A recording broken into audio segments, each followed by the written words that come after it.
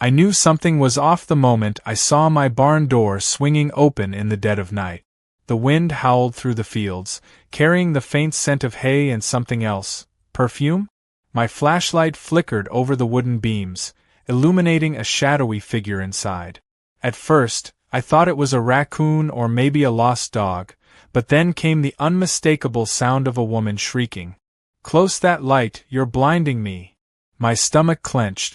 I knew that voice. It was Karen, my insufferable, nosy, lawsuit-threatening neighbor, trespassing. Again. I let out a slow breath, gripping the edge of the door as I took in the scene. Karen stood in the middle of my barn, one hand on her hip, the other holding her little designer purse like she was inspecting a crime scene. Beside her, her tiny, trembling dog was happily ripping open a 50-pound sack of cattle feed, scattering pellets all over the floor. My 2 barn cats sat on a hay bale, watching the entire debacle like it was the best entertainment they'd seen all week.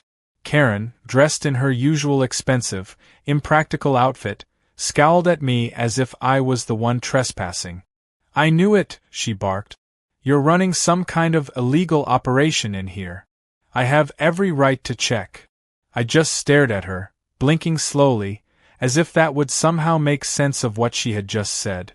I had dealt with Karen's antics before, complaints about my tractor noise, rants about the smell of farm animals, even her ridiculous petition to clean up the countryside, but this was new. "You have every right to check?" I echoed, incredulous. "On my private property?" Karen sniffed, brushing some imaginary dust off her sleeve. "Well, someone has to. Who knows what kind of filth you're keeping in here? I can already tell there are serious health violations." I glanced at the 2 sleepy cows chewing cud in their stalls, completely unbothered by the unwanted visitor. My horse, Daisy, flicked her tail lazily. If anything, the only health violation in here was Karen's overpowering perfume, which was enough to knock a grown man unconscious. Before I could tell her to get the hell out, she took out her phone and started snapping pictures. "This is all evidence," she declared. "The town council will be hearing about this." That was it. I was done.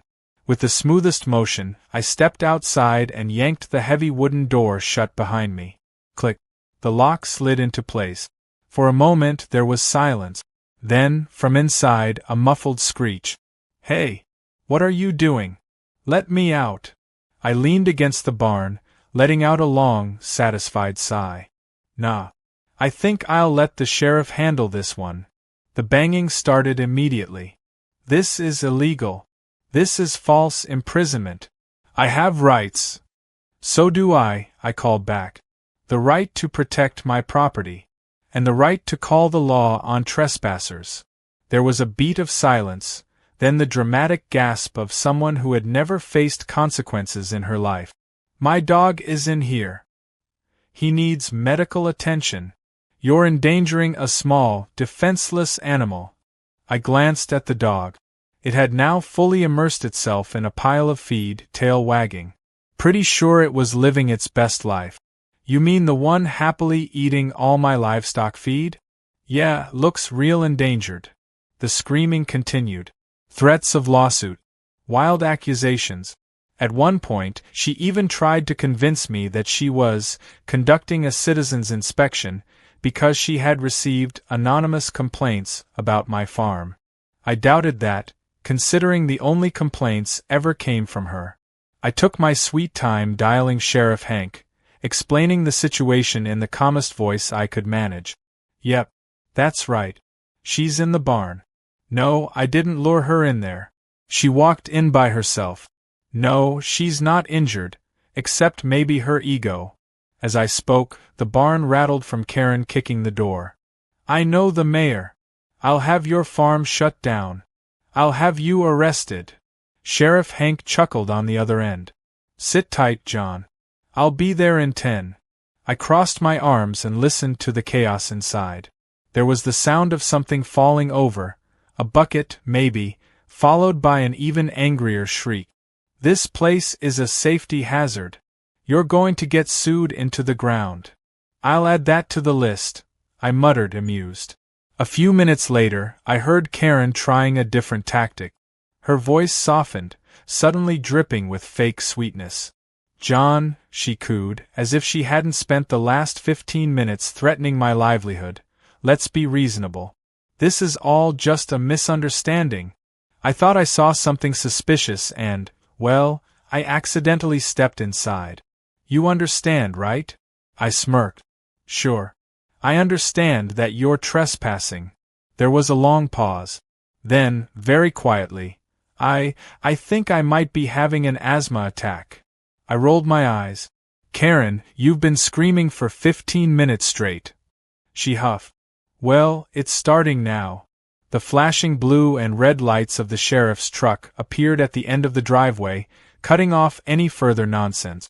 I greeted Hank as he stepped out, thumbs hooked in his belt loop.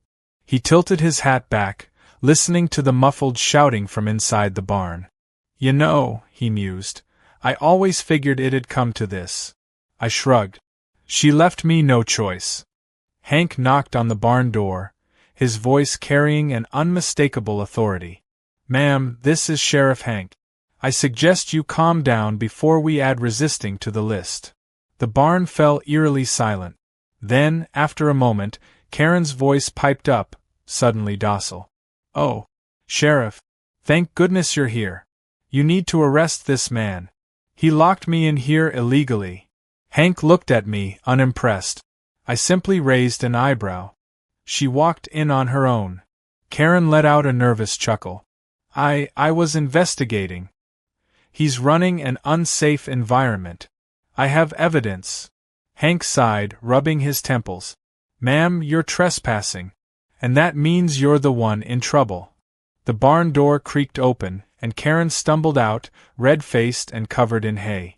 Her dog trotted out behind her, tail wagging, with a full belly and a smug look. Karen straightened her jacket, shooting me a glare as if I was the villain in all of this. "You'll regret this," she hissed. I tipped my hat. "Looking forward to it." Hank shook his head. "Ma'am, I'm gonna have to fine you for this." Karen gasped, clutching her chest like she had just been sentenced to life in prison. You can't fine me. I was the victim here." Hank wasn't having it. "You're lucky I don't take you in for trespassing. Now, go home." She stormed off, muttering about calling her lawyer. She didn't have one, and I watched as she stomped down the driveway. For the first time in weeks, I felt a sense of peace settle over my land. But deep down, I knew this wasn't over. Karen never backed down. And if she thought this humiliation was bad, she was about to learn the hard way that revenge doesn't always go as planned. The moment I locked that barn door, I knew I had started something bigger than just dealing with a trespassing neighbor. Karen was not the kind of person to accept consequences quietly. From the other side of the wooden door, her muffled threats and insults continued, ranging from legal threats to exaggerated cries for help. The sheer volume of her shouting made me wonder if she had some kind of built-in megaphone. I leaned against the barn wall, watching the night sky stretch above my farm. The sheriff was on his way, and for once, I wasn't the one with a problem. The barn itself was sturdy, built decades ago by my grandfather, and if it could withstand tornadoes, it could handle one loud, entitled neighbor. Suddenly, Karen changed tactics. The screaming stopped. The silence was almost worse. I knew her type well enough to know she wasn't giving up. She was recalculating. Then, her voice came again, softer now, dripping with false sincerity. "John, let's talk about this. I think there's been a big misunderstanding." I smirked. "The only misunderstanding here is that you thought you could walk into my barn like you own it." She let out a forced laugh. "Oh, come on. I was just making sure everything was up to code. You know, for the safety of the community." I shook my head, amazed at how easily she spun her own version of reality. "Pretty sure you're not the town inspector, Karen." "Well, someone has to do it. You farmers think you can just do whatever you want, but there are rules. There are standards. And you don't get to enforce them." She huffed loudly. Then came a loud thud against the door. Either she had kicked it or she had thrown something. This is illegal. You're going to regret this. I'll have your entire farm shut down. I know important people. I pulled out my phone, dialing Sheriff Hank once again just to check on his arrival. He picked up on the second ring. Yeah, I'm almost there. Just past the gas station. You might want to hurry. She's going full tantrum in there. Hank chuckled. Sounds about right. Sit tight. As I waited, a set of headlights appeared down the long driveway, but it wasn't the sheriff. Instead, a sleek white SUV pulled up, and I groaned as I recognized it. Karen's self-proclaimed friends, more like minions from the HOA, probably summoned by a dramatic text message she had managed to send from inside the barn. The doors opened, and out stepped 3 women, all dressed as if they were about to attend a brunch meeting rather than deal with a rural property dispute. One of them, a woman named Linda, folded her arms and gave me a disapproving look. John, open the door. This has gone far enough. I sighed. Linda, your friend broke into my barn. She was concerned. I raised an eyebrow. She was trespassing. A second woman, a younger one who I vaguely recognized from the HOA meetings, shook her head in exaggerated disappointment. You trapped her. That's basically kidnapping. I scoffed. She walked in. I just made sure she stayed long enough for the sheriff to deal with her. Karen's voice came through the barn door again, clearly realizing she had backup. Ladies, you have to get me out of here. This is inhumane. Linda rolled her eyes. John, I get that Karen can be difficult, but you can't just keep her locked in a barn like an animal. I gave them a pointed look. If she didn't want to be treated like a trespasser, she shouldn't have trespassed. Before they could argue further, the distant rumble of an engine announced the arrival of Sheriff Hank's truck. He pulled in slowly, parking beside my tractor. The second he stepped out, he took one long look at the scene, the barn, me, the HOA ladies, and sighed like a man who had dealt with this nonsense one too many times. He tipped his hat. All right, what's the problem this time? Linda marched up to him, arms flailing dramatically. The problem is that John illegally detained a woman inside his barn. Hank blinked. You mean the woman who illegally entered his barn in the first place? Linda opened her mouth, hesitated, then settled on, well, that's not the point. It's exactly the point. Karen, seizing her moment, let out another dramatic cry from inside. Sheriff, I was trying to protect the community. John is running an unsafe, unsanitary, and frankly disgusting farm. I had to investigate. You must arrest him for trapping me in here. Hank, clearly unamused, walked to the barn, unlocked the door, and swung it open. Karen came stumbling out, covered in bits of hay and dust, her fancy shoes scuffed beyond repair. Her little dog, looking quite pleased with itself, trotted out after her. Hank rested his hands on his belt. Ma'am, you do realize that what you did tonight was a crime, right? Karen's face went from red with anger to pale with shock. What? Me? I was checking on things. You don't understand. He could be hiding violations. He could be endangering the town. Hank held up a hand, stopping her rambling. I don't care what you thought you were doing. The fact is, you were trespassing. And that comes with consequences. Karen's eyes widened. You can't be serious. I was just trying to help. He should be arrested. Hank sighed. No, ma'am. What's going to happen is that you're getting fined for trespassing. And if I hear about you stepping foot on this property again without permission, you will be arrested. Karen looked like she was about to explode. Her entire face twitched with outrage as she clutched her purse tightly, as if sheer willpower would reverse the situation. The HOA ladies, realizing that their rescue mission had failed, stepped back awkwardly. You'll regret this, Karen hissed at me under her breath. I smirked. Already enjoying it. Hank pulled out his notepad, writing up the official citation. Karen continued to huff and mutter under her breath about how she was going to report this to some higher authority, though she never specified who exactly would care about her self-inflicted barn disaster.